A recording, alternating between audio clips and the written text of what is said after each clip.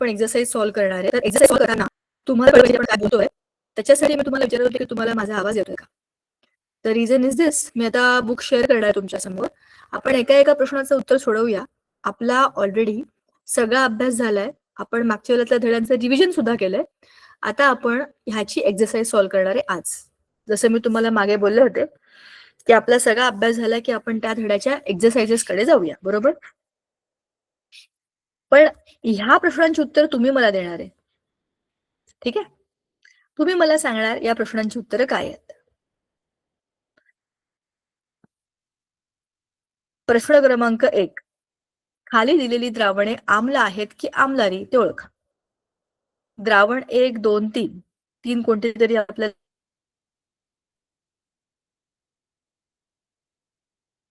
Sample दिलेले द्रावण म्हणजे लिक्विड्स. लिटमस मध्ये आहे चेंज, ह्याच्यावरून ते आम्ल आहेत का आम्लारी आहेत आपल्याला सांगायचे. दुसऱ्या ह्याच्यामध्ये सुद्धा ह्या दोघांमध्ये काही बदल, इकडच्या बाजूला मिथाइल ऑरेंजमध्ये नारंगी रंग बदलून लाल झाला असं दिलेलं आहे. लिटमस, लाल लिटमस निळा झाला. हा लिटमसचा हे सांगितलंय. तर आपल्याला आता जे काही यातलं रिकाम आहे ते सगळं भरायचंय, ठीक आहे? आता तुम्ही मला सांगा पहिल्याचं उत्तर काय असेल. इथे या टिंब टिंब टिंब ज्या दिल्या रिकाम्या जागा त्या आपल्याला भरायच्या. चला सांगा मला. मिथाइल ऑरेंज मध्ये काहीच बदल झाला नाहीये. लिटमस मध्ये, लाल लिटमस मध्ये काहीच बदल झाला नाहीये, बरोबर ना? मग आणि फिनॉप्थेलिन मध्ये काही बदल झाला नाही. फिनॉप्थेलिन फक्त बेसिक कंडिशन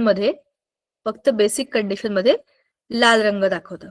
मग जर ह्याचा रंग बदल बेसिक मध्ये नाहीये, मिथाइल ऑरेंज मध्ये टिंब टिंब दिलंय, तर मग हे काय असेल? आम्ल असेल ना. फिनॉप्थेलिन मध्ये बदल नाही म्हणजे हा आम्ल आहे.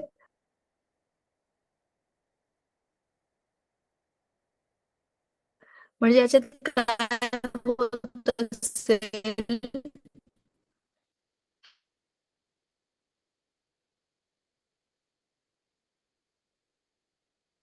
ह्याच्यामध्ये ब्ल्यू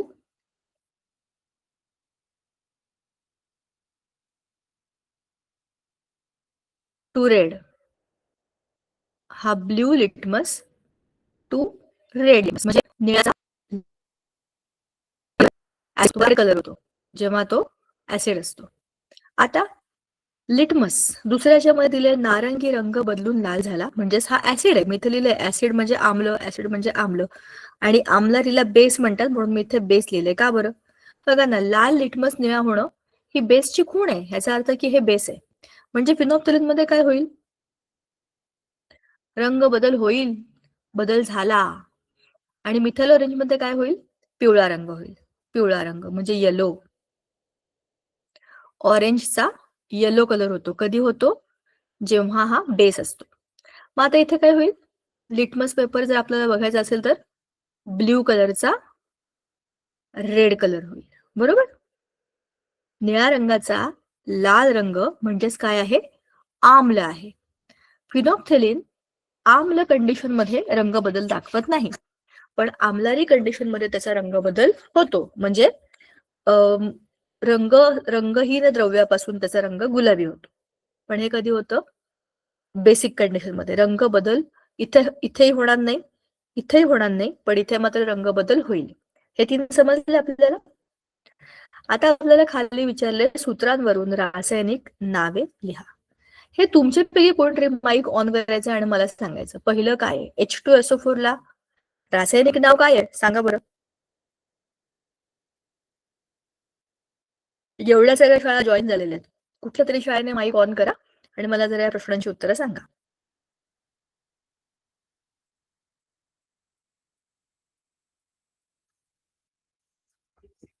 हॅलो, हे काय सगळं मी स्वतः करता नाही सोडवते, तुमच्या करता सोडवते.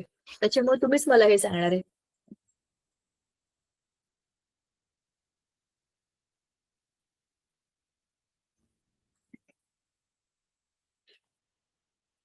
चला, मला आता असं वाटतंय मला कुठल्या तरी शाळेचं नाव घेऊन विचारावं लागेल. कुठल्या शाळेतली मुलं आहेत का इकडे समोर? शहादा. अरे वा, शाबाश मुलींनो, मी तुमचंच नाव घेतलं होतं. हा, काय आहे ग पहिलं? सल्फ्युरिक आम्ल. शाबाश, सल्फ्युरिक आम्ल, अगदी बरोबर आहे. हे काय आहे दुसरं? CaOH twice.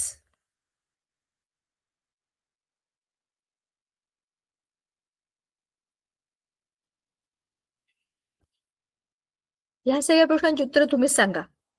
दुसऱ्या शाळेला आपण दुसरा प्रश्न विचारूया.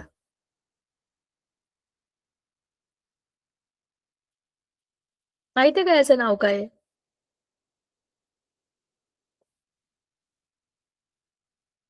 हो का नाही? पटापट उत्तर द्या. माईक ऑनच ठेवा आणि सांगा.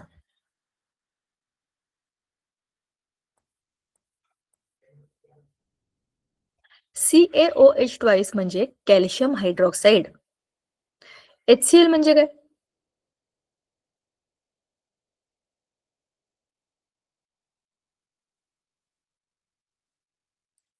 अरे असं काय करताय? HCl म्हणजे काय?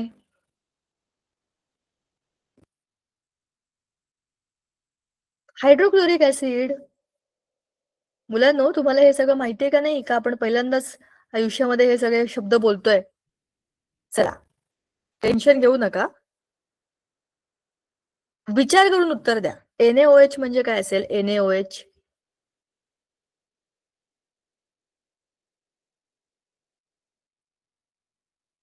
Sodium hydroxide. बरं, मी जे सांगते ते तरी लिहून घ्या. असं करा, मी जे सांगते ते लिहा, म्हणजे तुमचं काम सोपं होईल. ठीक आहे? चला, पुढचं. KOH. KOH म्हणजे काय? Potassium hydroxide. Sodium hydroxide, potassium hydroxide. ठीक आहे? मग आहे NH4OH. म्हणजे काय आहे? Ammonium hydroxide. बरोबर ना?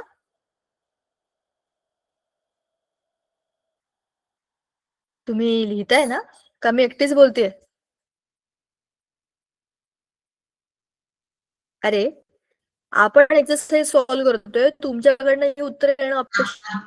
लिहिताय की नाही तुमच्या पुस्तकांमध्ये? हो हो. ओके. जर तुम्ही हे लिहिलं नाही, तर तुम्ही मला उत्तर तरी द्या. मला निदान समजेल तरी की तुम्हाला हे माहिती आहे. सल्फ्युरिक आम्लाला रासायनिक उद्योगधंद्यांमध्ये सर्वात जास्त महत्व काय आहे? सांगा.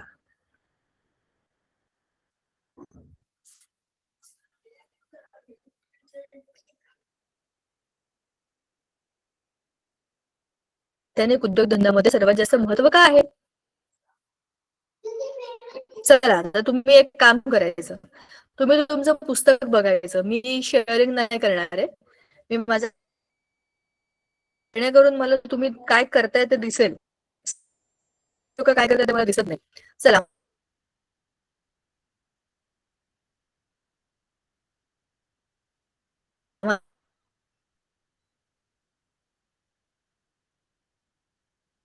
मला सांगा आता. सल्फ्युरिक काय रासायनिक उद्योगांमध्ये किंवा कंपनीमध्ये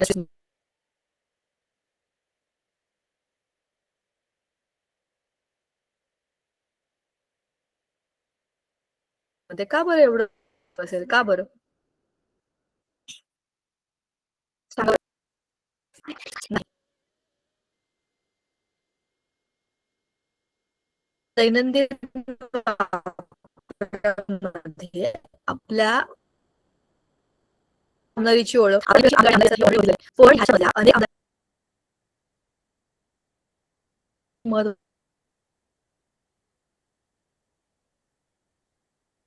महत्वाचे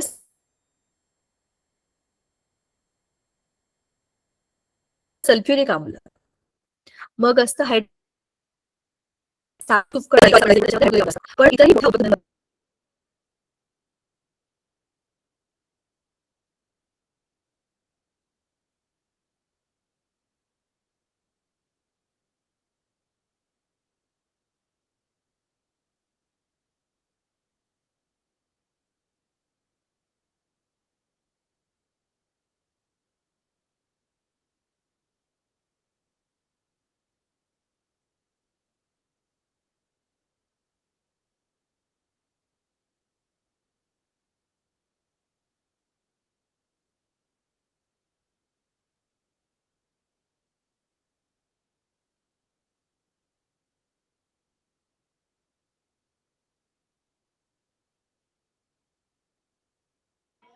मॅडम आवाज नाही येत आहे.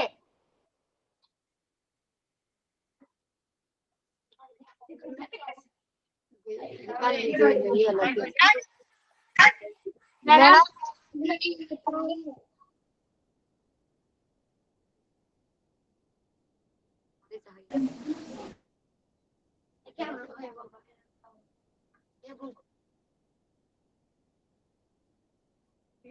मॅडम आवाज नाही येत आहे.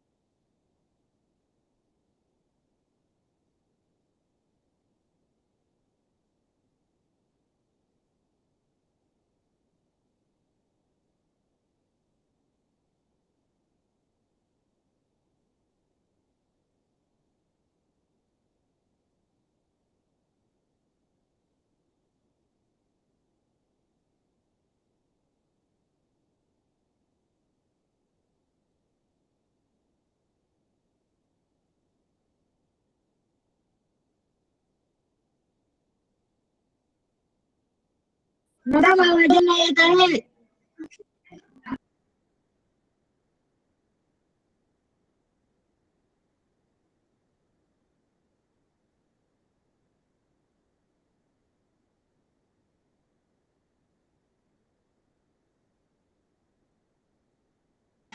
हॅलो, माझा आवाज येतोय का आता? मगाशी माझा माईक अचानक बंद झाला आणि मग सगळंच एकदम गडबडलं त्याच्यामध्ये. ठीक आहे. चला, प्रश्न असा आपल्याला मगाशी मी विचारला होता तुम्हाला, की आपल्या ह्या सगळ्या वेगवेगळ्या उद्योगधंद्यांमध्ये सल्फ्युरिक ऍसिडचा वापर का केला जातो? बरोबर? मग का केला जातो ह्याचं उत्तर बघताना आपण हे बोललो होतो, की त्याच्यामध्ये अनेक वेगवेगळ्या प्रकारच्या अ, थांबा, पुस्तकाचं प्रश्न समोर ठेवूया आपण, म्हणजे तुमच्या समोर स्क्रीन राहील आणि कोणत्या प्रश्नाचं काय उत्तर चाललंय हे पण कळेल. आपण या प्रश्नावरती आहोत. सल्फ्युरिक आम्लाला रासायनिक उद्योगधंद्यामध्ये एवढं महत्व का आहे? तर सल्फ्युरिक ऍसिडचा आपण फॉर्म्युलावरती बघितलाय H2SO4, बरोबर? हे सल्फ्युरिक आम्ल. याच्यामध्ये काय रचना आहे बघा, 2 हायड्रोजन, 1 सल्फर, 4 ऑक्सिजन, बरोबर?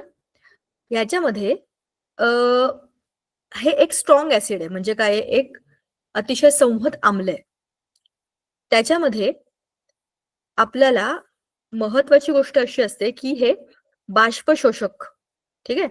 आणि एखाद्या समोरच्या गोष्टीवरती अभिक्रिया करून त्याचे गुणधर्म बदलून टाकणं, त्याला ऑक्सिडाइज करणं, अशा 2 क्षमता याच्यामध्ये असतात. म्हणून ह्याचा वापर अनेक ठिकाणी केला जातो. जसं आपण मगाशी म्हणालो, की आपल्याला बघा, मी याचं प्रश्नाचं उत्तर इथे ऑलरेडी लिहिलंच आहे, की लाकडाच्या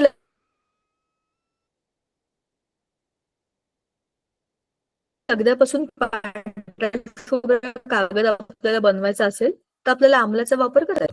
विविध सल्फ्युरिक आम्ल केमिकल वापरतात. तेलाची शुद्धीकरण प्रक्रियेमध्ये असेल किंवा अजूनही त्याच्या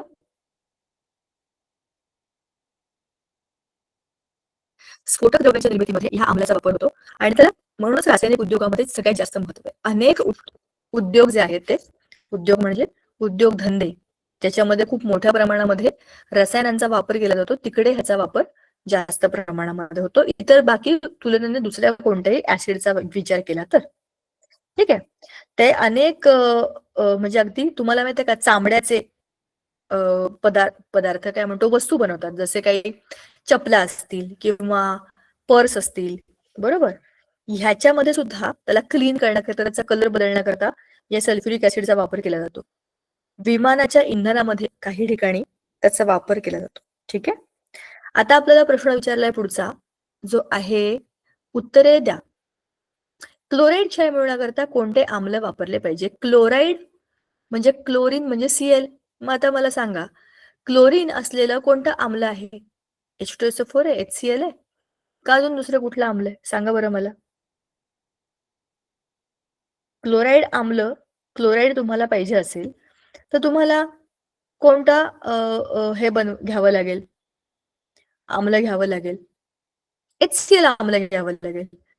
कारण त्याच्यामध्ये आहे HCl मध्ये Cl आहे ना, आणि तुम्हाला क्लोराईड क्षार म्हणजे Cl मायनस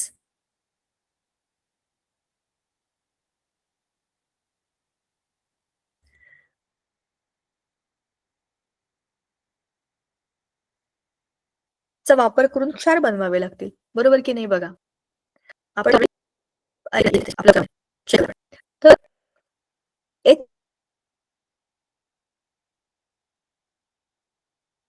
HCl की नाही? Cl एका नमुन्यावर लिंबाचा रस पिळताच तो फसफसतो आणि त्यात निर्माण होणाऱ्या वायूने चुन्याची निवळी पांढरी बनते.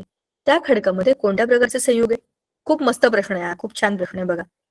खडक असतात ना खडक, त्या खडकांमध्ये वेगवेगळ्या प्रकारच्या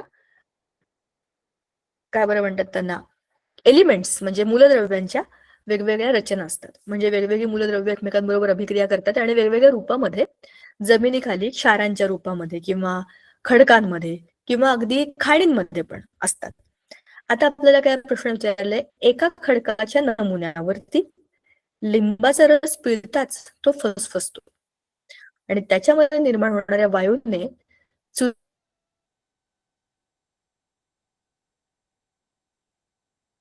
चुन्याची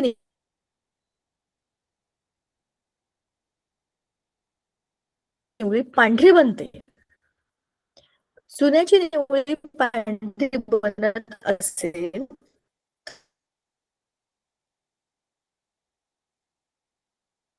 तर तो जो वायू आहे तो कोणता आहे? Carbon dioxide. हे आपल्याला माहिती आहे, आपण वरती प्रयोग केलेले आहेत. आपल्याला माहिती आहे की कार्बन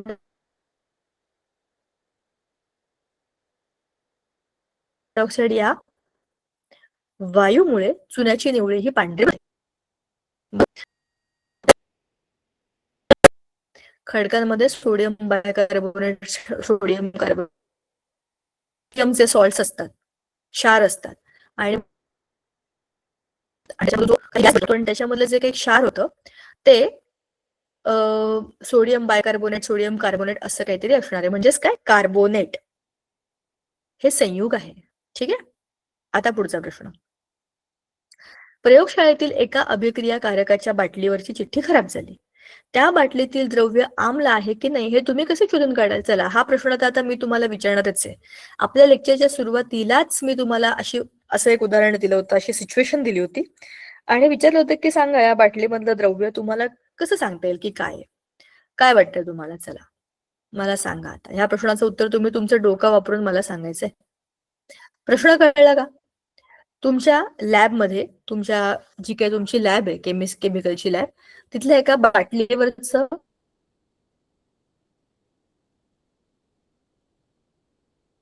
लेबल निघून गेलं, खराब झालं. आता तुम्हाला शोधून काढायचंय की त्या बाटलीमध्ये काय आहे? आम्ल आहे का? आम्ल आहे का? आणखीन काय? तुम्ही कसं शोधाल? हा प्रश्न.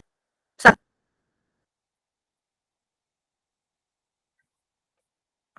कोणत्याही शाळेने माईक ऑन करून उत्तर द्यायचे. प्रश्न समजला का तुम्हाला काय करायचंय ते?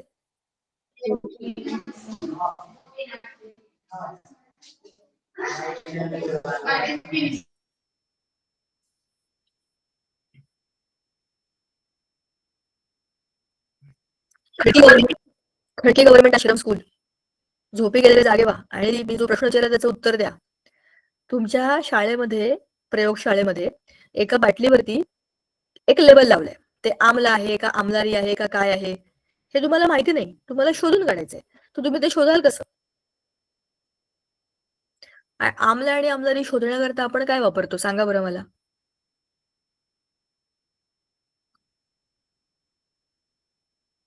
कमाल आहे. एवढा सगळा धडा आपण 3-3, 4-4 वेळेला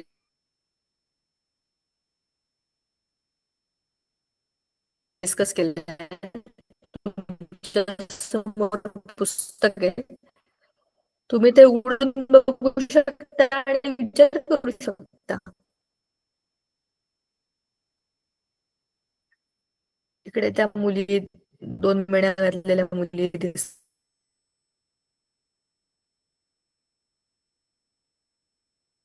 मला. त्या तुम्हाला काही सुचतंय का? तुम्हाला जे काय वाटतं सांगा. बघा, आपण धड्याची एक्सरसाइज का सॉल्व्ह करतोय? तुमच्याशी प्रश्नांची उत्तरं चर्चात्मक पद्धतीने सोडवावी म्हणून. पण त्याच्यात उत्तर द्यावं लागेल.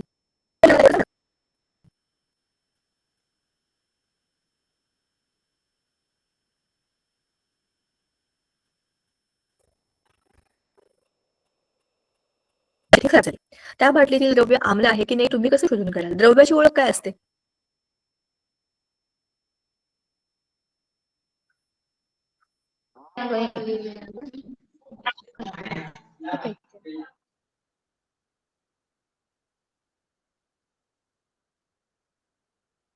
पिऊन बघाल त्या बाटलीमध्ये काय आहे. तर ते आंबट लागलं तर ते ऍसिड आहे, हो का? पिऊन बघाल का तुम्ही ते?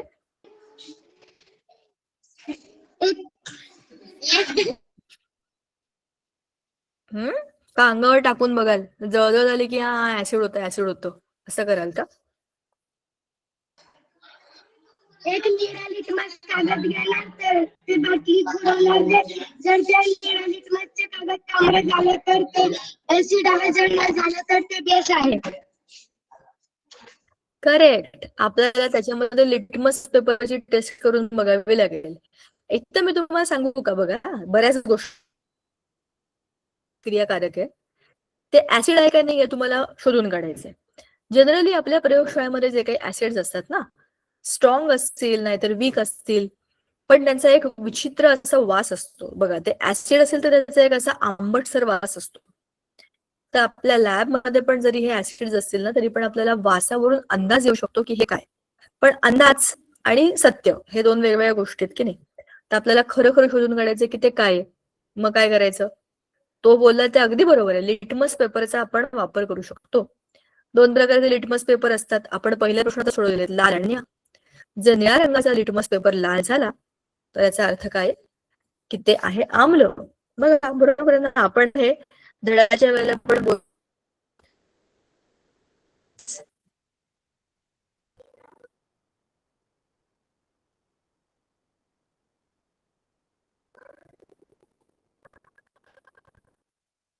मी लिहिते, पण इथे उमटत नाहीये कारण की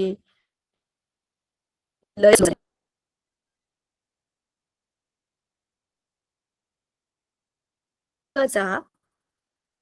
लिटमस पेपर त्या बाटलीत बुडवून बघितला आणि त्याचा रंग जर लाल झाला तर याचा अर्थ असा आहे की ते आहे आम्ल.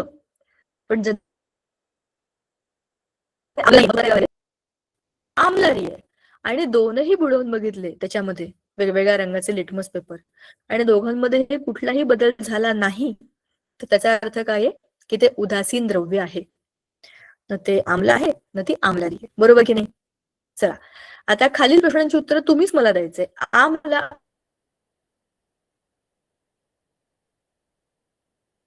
आणि आम्लारी मधला फरक सांगा.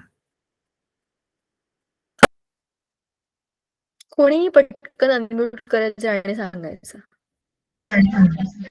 आम्लामध्ये चव आंबट असते आणि आम्लारीमध्ये चव कडवट असते. येस, म्हणजे आम्ल आणि आम्लारीच्या चवेमध्ये फरक आहे. बरोबर, करेक्ट आहे. मग एक तर ठीक आहे, चवीमध्ये फरक आहे. दुसरं काय आहे?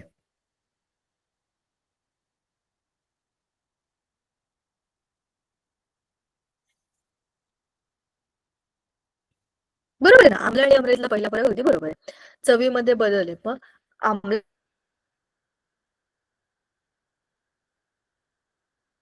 आम्लांमध्ये H प्लस असं आणि आम्लारीमध्ये OH मायनस आयन असतात. ही त्यांची खरी व्याख्या बरं का. आम्ल आणि आम्लरींच्या व्याख्येमध्ये H+ आणि OH- अशा 2 वेगवेगळ्या गोष्टी आहेत. आता दर्शकाचा बरं आणखी एक गोष्ट आहे. आम्ल आणि आम्लरीतला फरक तुम्हाला लिटमसचे पण बदल सांगता येतील ना. आम्लामध्ये काय होतो, निळाचा लाल होतो आणि आम्लरीमध्ये लालचा निळा होतो. बरोबर की नाही? शिवाय हे मिथाइल ऑरेंज, मिथाइल रेड ह्यांच्या रंगातले बदल पण तुम्ही सांगू शकता. बरोबर ना? चला. दर्शकावर मिठाचा परिणाम का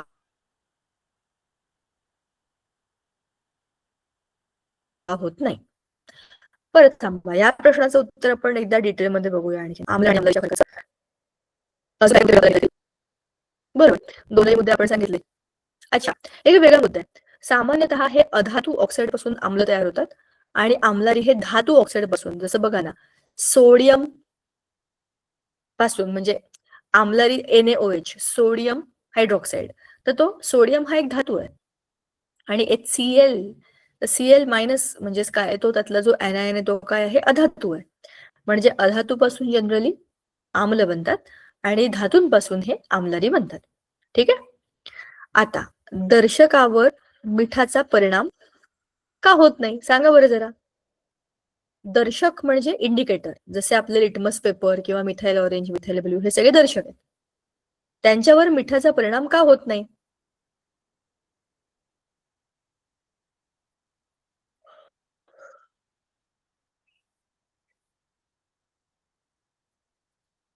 मीठ म्हणजे काय? मीठ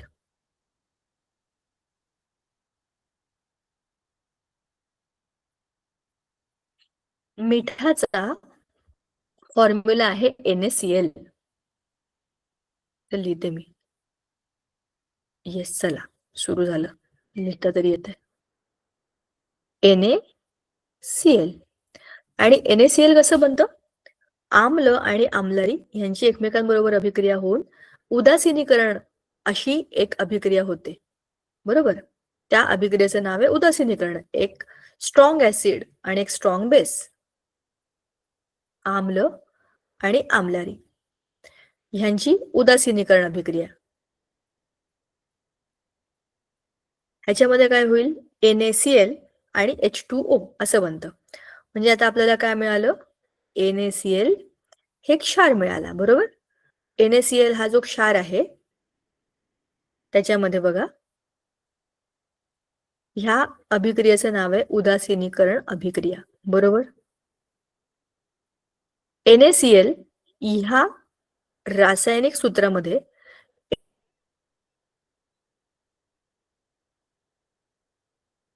H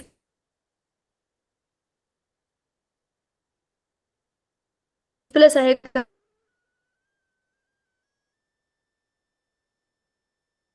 कुठे नाहीये. बरोबर.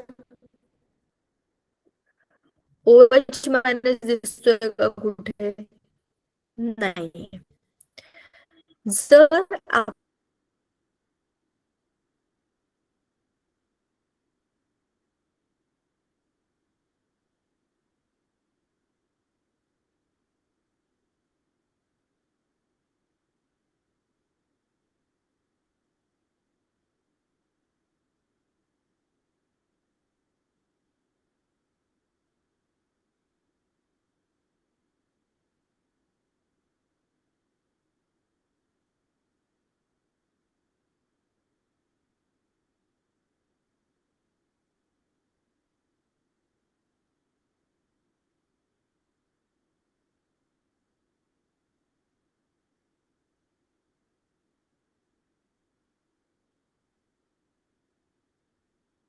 मॅडम आवाज स्पीकर बंद आहे.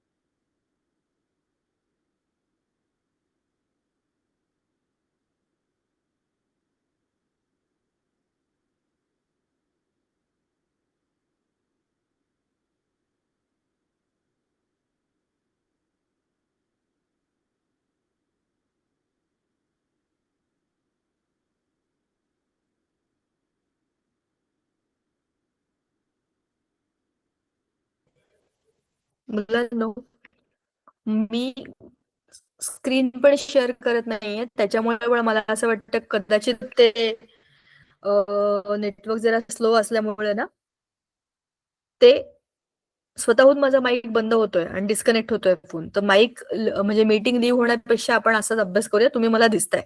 तुम्हाला माझा आवाज आता येतोय ना? गुड. तर आपल्या प्रश्नाचं उत्तर होतं मगाशच्या, की उदासीनीकरणातून कोणते पदार्थ तयार होतात? तर क्षार आणि पाणी हे पदार्थ तयार होतात. बरोबर? ई नावाचा जो प्रश्न आहे, ई, छोटा ई, बरोबर? त्याच्यामध्ये त्याचं उत्तर आहे. आता मोठा ई, आम्लाचे औद्योगिक उपयोग कोणते? म्हणजे औद्योगिक क्षेत्रामध्ये आम्ल म्हणजे ऍसिड्स कोणतं काम करतात? हे आपल्या पुस्तकामध्ये ऑलरेडी दिलेलं आहे. रासायनिक खतांच्या उत्पादनामध्ये आम्ल वापरली जातात. तेलाच्या शुद्धीकरण प्रक्रियेमध्ये औषधी रंग, द्रव्य, स्फोटक द्रव्य ह्या सगळ्यांच्या निर्मितीमध्ये आम्लांचा वापर होतो. भिन्न भिन्न क्लोराईड क्षार बनवण्याकरता हायड्रोक्लोरिक आम्ल वापरतात. विरल सल्फ्युरिक आम्ल बॅटरी म्हणजे विद्युत घटामध्ये वापरतात. पाणी जंतुविरहित करण्याकरता विरल हायड्रोक्लोरिक आम्लाचा वापर होतो. लाकडाच्या लगद्यापासून पांढरा शुभ्र कागद बनवण्याकरताही आम्लाचा वापर होतो. हे कोणतं आम्ल आहे? सल्फ्युरिक आम्ल, बरोबर? अशा अनेक आम्लांचा वापर हा औद्योगिक क्षेत्रामध्ये केला जातो. हे आपल्या पुस्तकामध्ये ऑलरेडी दिलेलं आहे.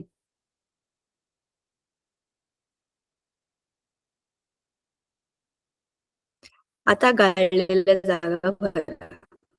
बरोबर की नाही? तोच पुढचा प्रश्न आहे.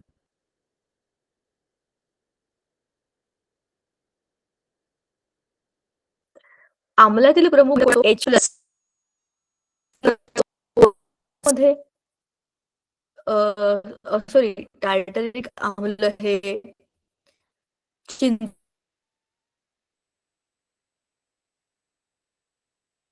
चिंचेमध्ये असतं आणि टोमॅटो मध्ये ऑक्झॅलिक असतं. ठीक आहे. पुस्तकामध्ये ही सगळी उत्तर लिहून घ्या. बघू बरं तुम्ही लिहिताय का? आहेत का तुमच्याकडे या प्रश्नांची उत्तरं? असं तुम्ही सगळे खूप टंगळ-मंगळ करताय. मला इकडे समोर तुमचं पुस्तक आहे ना, पुस्तक पेन बिन, तर त्याच्यामध्ये उत्तर लिहा ना. इकडे तिकडे बघताय काय तुम्ही?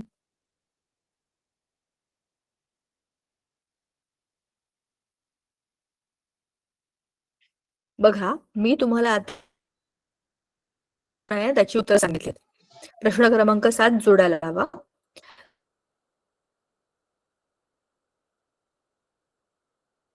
चिंचेमध्ये असतं टार्टारिक आम्ल,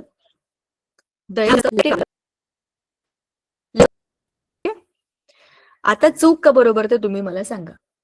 धातूंचे ऑक्साईड हे आम्लरी धर्मी असतात. सांगा. चूक आहे मॅडम. धातूंचे ऑक्साईड हे आम्लरी धर्मी असतात. कसं काय चूक? म्हणजे धातू आहे सोडियम हायड्रोक्साईड हा आम्लरी धर्मी आहे, बेस येतो, त्यामुळे ते उत्तर बरोबर आहे.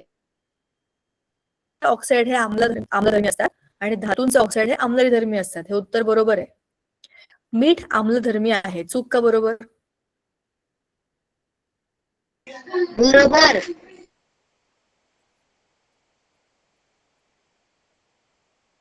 तुम्ही सगळं उलटच सांगताय. मीठ आम्लधर्मी आहे का?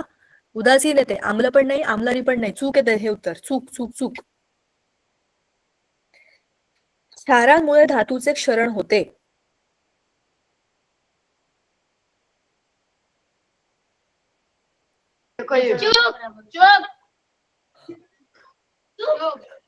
चूक, बरोबर. धातूचे क्षरण होऊन क्षार बनतात कारण. बरोबर. क्षार उदासीन असतात. बरोबर. बरोबर. प्रश्न क्रमांक 9. पुढील पदार्थांचे आम्लधर्मी, आम्लरीधर्मी आणि उदासीन असे 3 गट करा. आता याच्यातले सगळे आम्लधर्मी म्हणजे ऍसिड्स कोणते कोणते मला सांगा.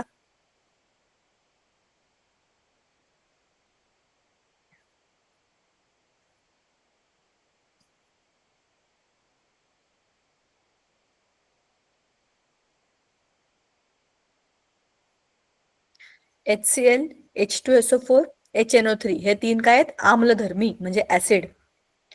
MgO, Na2CO3 हे कोण आहेत? आम्लारी धर्मी. NaCl, H2O आणि KCl हे कोण आहेत? सगळे उदासीन. बरोबर.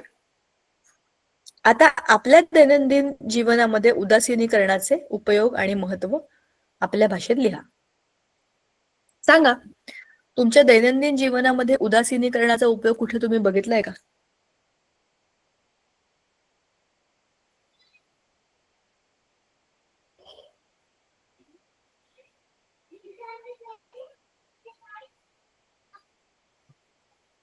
दैनंदिन जीवनामध्ये उदासीनीकरणाचा उपयोग कुठे बघितला आहे का? उदासीनीकरणामध्ये ऍसिड आणि बेस यांची रिएक्शन होते. बघा, आपल्याला जेव्हा ऍसिडिटी होते की नाही, खूप ऍसिडिटी, तुम्ही बघितलं असेल खूप लोक असतात त्यांना काही बाहेरचं खाल्लं किंवा खूप तिखट खाल्लं किंवा मिरची खाल्ली, असं काही काही कारण असतात. म्हणजे अशा ह्या सगळ्या गोष्टींच्या निमित्तामुळे त्यांना ना ऍसिडिटी होते. ऍसिडिटी म्हणजे प्रचंड पोटामध्ये ऍसिड असं काय बरं म्हणणं, असं उसळून आलेलं असतं. म्हणजे अगदी अंगावर पित्त उठतं, डोकं दुखायला लागतं, मळमळतं, उलट्या होतात, असं म्हणजे अतिशय अस्वस्थ होतं. कारण की ते ऍसिड आहे जे आपल्याच पोटात असतं. बरोबर. आणि असं असे आंबट ढेकर येणं असेल किंवा घशाशी अन्न आलंय असं वाटत असेल किंवा असं पोट असं एकदम असं भरलंय, असं काय म्हणतात, फुगलंय हवेमुळे किंवा कशामुळे तरी, असं अतिशय अस्वस्थता असते त्यांच्या शरीरामध्ये, कारण की पोटामध्ये आम्लाचा प्रकोप वाढलेला असतो. अशी ऍसिडिटी जेव्हा होते लोकांना, तेव्हा एकतर पहिली गोष्ट म्हणजे ते ऍसिड शांत केलं पाहिजे, हो की नाही? म्हणजे पोटामध्ये जे ऍसिड आहे त्याला तुम्हाला ते शांत करायला पाहिजे आणि मग ते न्यूट्रलाइज झालं की आराम करून, जो काय म्हणजे काही लोकांना खूप मळमळतं, उलट्या होतात, डोकं दुखतं, असं वेगळेच त्रास सुरू झालेले असतात, डोकंदुखी वगैरे, पोटदुखी, अंग थरथरणं, खूप घाम येणं, हे सगळे त्याचे साईड इफेक्ट आहेत. तुम्ही म्हणाल काहीही काय सांगते, असं कोणाला होतं का? ज्या लोकांना ऍसिडिटीचा त्रास होतो त्यांना तुम्ही विचारून बघा, त्यांनी काहीही खाल्लं ना तरी त्यांना भीती वाटते की आज मला ऍसिडिटी होणार आहे का. स्पेशली जे लोक सारखे सारखे उपवास करतात ना आणि वेळेवर जेवत नाहीत. बघा, उपवास करणं ही खरं शरीराकरता खूप चांगली गोष्ट आहे. आपल्या शरीराला ना एका विशिष्ट कालखंडानंतर जरा विश्रांतीची गरज असते. सारखं आपण त्या पोटामध्ये काही ना काही काही ना काही टाकत असतो आणि जे जे आपण पोटात टाकतो ते सगळं पोटाला पचवावंच लागतं. मग इच्छा असो अगर नसो, ते मशीन आहे ना, त्याला पण जरा आरामाची गरज आहे.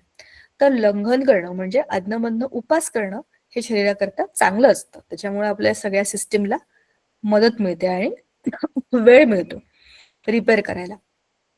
पण सारखे सारखे दिवस म्हणजे रोज उपास करणं किंवा अगदी कडक उपास करणं आणि काहीच न खाणं किंवा ज्याच्यामुळे ऍसिडिटी होते आपल्याला, असेच पदार्थ खाणं, या सगळ्यामुळे काय होतं, आपल्या शरीरामध्ये जे काही आम्ल बनलंय ते वाढत राहतं आणि मग सारखं सारखं ऍसिडिटीचा त्रास व्हायला लागला तर मग शरीराला माहिती असतं की हे काय हा खाणार नाहीये.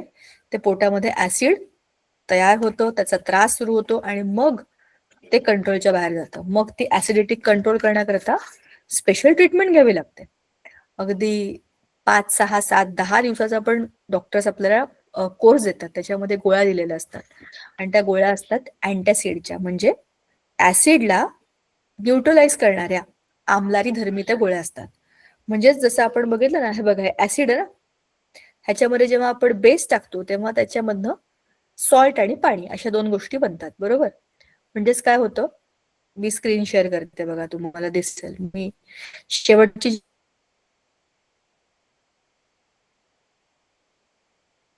जी अभिक्रिया आहे ती सांगत होते. आम्ल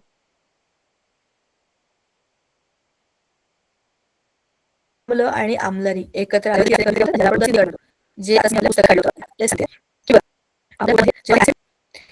ह्याच्यामुळे ऍसिडिटी होते, ह्याच्यामुळेच ऍसिडिटी होते आपल्याला. मग हे ऍसिड तुम्हाला न्यूट्रलाइज करायचं असेल, त्याला उदासीन करायचं असेल तर तुम्हाला त्याच्या अगदी विपरीत काही टाकावं लागतं. आपण NaOH घेत नाही. NaOH खूप स्ट्रॉंग ऍसिड आहे. औषधांमध्ये काही NaOH वगैरे नसतं. पण दुसरे माइल्ड आपल्या शरीराला पचतील असे आम्लारी त्याच्यामध्ये ऍड केलेले असतात. त्याच्यामुळे ह्यांची उदासीनीकरणाची अभिक्रिया होते. आपल्या पोटामध्ये ऍसिडचा प्रकोप कमी व्हायला लागतो आणि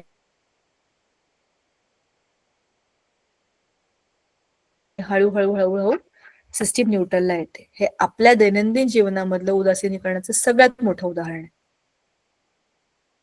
त्या क्षारांच्या वापराचे की दुष्फेन पाणी असतं, ज्या पाण्याचा फेसच होत नाही, त्याच्यामध्ये काही काही असे बेसेस टाकून त्याच्यातनं त्याचे अवक्षेप बनवून त्या वस्तू खाली टाकतात, खाली जमा होतात त्याच्या गाळामध्ये क्षारांच्या सगळ्या, आणि वरच्या वरचं जे पाणी आहे ते वापरण्याकरता घेतलं जातं. असे अनेक प्रश्न आपण आज सोडवले. आज पहिल्या धड्याची आपली रिव्हिजन कंप्लीट झाली विथ एक्सरसाइज. पुढच्या वेळेला रासायनिक बदल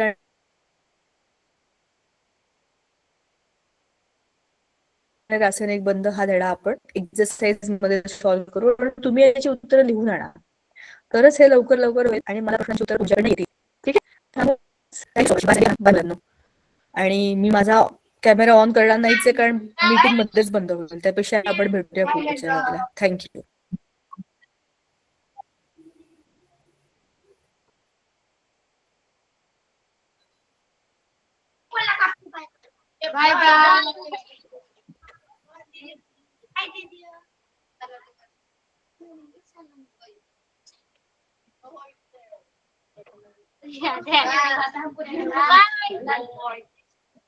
बाय बाय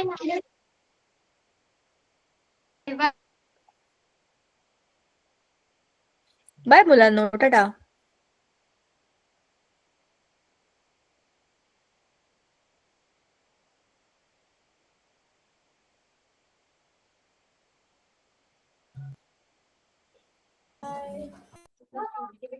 बाय बाय.